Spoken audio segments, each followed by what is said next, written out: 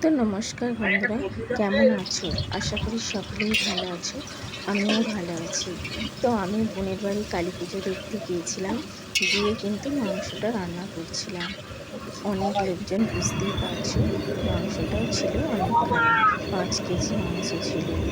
দেখো বন্ধুরা, রেসিপিটা কেমন করে আমি বানিয়েছি।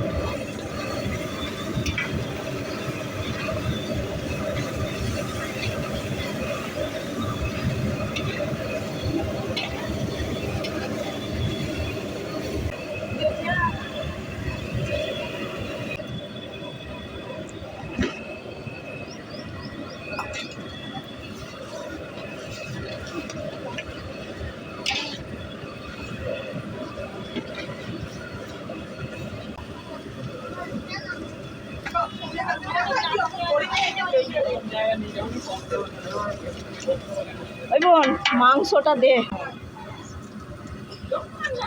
সত্যি বলতে বন্ধুরা, মাংসটা 5 কেজি বলে আমি সেইভাবে আর নাড়তে পারছিলাম না। ওই যে আমার ভগ্নিপতি এটা নাড়ছিল, তারপরে আমার স্বামী, তারপর শেষ পর্যন্ত কিন্তু মাংসটা হয়ে গেছিলো।